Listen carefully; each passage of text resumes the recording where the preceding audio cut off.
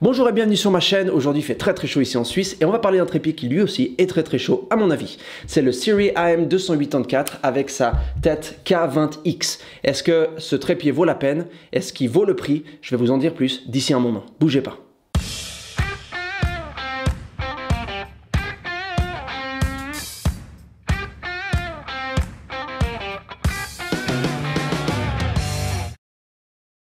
Tout d'abord, je veux remercier Siri pour m'avoir envoyé ce trépied gratuitement pour le tester. Je n'ai pas été payé pour faire cette vidéo, donc je vais vous dire honnêtement ce que j'en pense. Ça, c'est la version plus grande du trépied. Il y en a deux dans cette série. Il y a le AM254 et celui-ci qui est le AM284.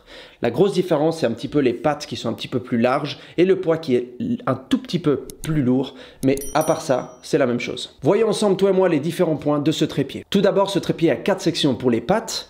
Il a une hauteur minimale de 80 mm, donc 8 cm, ce qui est très bas. La hauteur maximale est de 1200 mm, donc 1,20 m, ce qui est chouette pour un trépied, disons, de transport ou de voyage. Par contre, le fait qu'il n'y ait pas une colonne centrale, c'est ennuyeux quand on veut monter en hauteur, parce qu'on est bloqué à 1,20 m. Alors que pour descendre, évidemment, quand on veut descendre à ras le sol pour faire du macro ou des photographies à angle bas, c'est génial. Mais pour la hauteur, ça c'est un côté négatif je trouve avec ce trépied. On peut mettre un maximum de 15 kg sur ce trépied, 15 kg. C'est plus que ce que je peux mettre sur le Sachtler que je suis en train d'utiliser en ce moment pour m'enregistrer. Donc c'est pas mal, hein, c'est pas rien. Il pèse 1,22 kg et il est fait en fibre de carbone. Donc c'est un trépied qui ne va pas vous ennuyer lorsque vous voyagez léger. Il est waterproof, donc il n'y aura pas de souci avec la résistance dans l'eau. Si vous voulez aller dans une rivière, dans le lac ou faire des photos où il y aura un petit peu d'eau, c'est pas un souci. Il est résistant à l'eau. Il y a un petit crochet ici qu'on peut enlever qui permet de rajouter du poids si vous voulez par exemple mettre votre sac à dos ou mettre un poids de façon à ce que le trépied ne vole pas avec le vent et que vous ayez plus de stabilité. Il vous donne 3 pics en acier inoxydable que vous pouvez remplacer à la base des pieds de façon à ce qu'il y ait plus d'adhérence au sol quand vous êtes à l'extérieur, par exemple s'il y a de la glace, s'il y a de la neige ou s'il y a tout simplement un terrain où vous avez besoin d'accroche meilleure au sol. Au niveau de l'espace, ils ont bien amélioré la colonne centrale parce qu'il n'y en a pas en fait. Donc ça fait qu'ils peuvent fermer vraiment le trépied, le rendre très petit, très peu encombrant et ça prend vraiment peu de place comparé par exemple à mon autre trépied que j'ai ici. C'était un vieux relais que j'utilisais, on peut voir ici en haut que ça prend beaucoup de place qui en fait est de la place perdue. Évidemment ça compare pas vraiment au système Peak Design qui eux ont réussi vraiment à enlever tout l'espace qui est, même s'il y a une colonne centrale, ce qui est génial.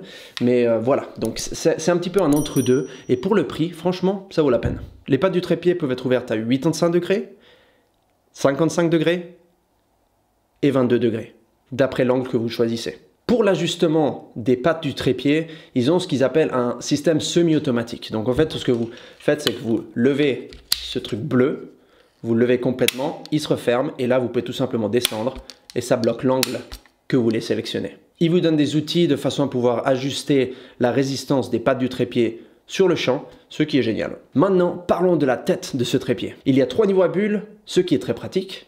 Il y a un pin de sécurité rouge qui se trouve sur la tête et ça c'est pratique parce que ça évite que même si vous ne serrez pas la sécurité sur la tête du trépied, votre appareil photo, votre caméra ne va pas tomber à gauche ou à droite. Elle est sécurisée. Donc vous devez vraiment appuyer sur ce bouton pour la sortir. On peut ajuster la quantité de friction sur la roulette ce qui permet en fait de garder certains appareils photo ou certaines caméras plus lourdes ou plus légères dans la bonne position en faisant moins d'efforts. Il y a les 2 ajustements habituels ce qui permet aussi de faire des panoramas et faire donc du panning comme on dit en anglais. On peut faire des pans, donc aller en mode panorama, donc de gauche à droite, de façon très fluide. Et il vous donne d'ailleurs des petits numéros qui montrent l'angle sur lequel vous êtes, de façon à pouvoir faire des photos continues et savoir exactement dans quel angle vous étiez lorsque vous faisiez vos photos de panorama. Vous recevez une sacoche en plus, ce qui est génial pour le transport. Il y a une petite poche dans laquelle vous pouvez mettre tous les outils avec une fermeture éclair, ce qui est génial. Personnellement, ça va finir sur la pile des sacoches là-bas parce que c'est quelque chose que je n'utilise absolument jamais. Il y a une garantie de 6 ans, ce qui est génial. Mettre une garantie de 6 ans, ça veut dire que c'est un bon trépied, sinon il ne l'aurait pas fait. Voilà. Voilà donc en gros c'est ce que je pense. Le seul côté négatif je trouve de ce trépied c'est le fait qu'il manque la colonne centrale. Donc on ne peut pas vraiment faire des ajustements une fois qu'on est arrivé à 1,20 m de hauteur. C'est la seule chose que je trouve un petit peu dommage. Autrement c'est vraiment un trépied que je conseille. Pour le prix je pense que c'est un très bon trépied qu'ils sont en train de commercialiser en Europe. C'est d'ailleurs pour ça qu'ils me l'ont envoyé. Voilà donc je vous retrouve dans ma prochaine vidéo. Continuez à faire de belles photos, continuez à sourire et je vous dis à bientôt. Bye bye.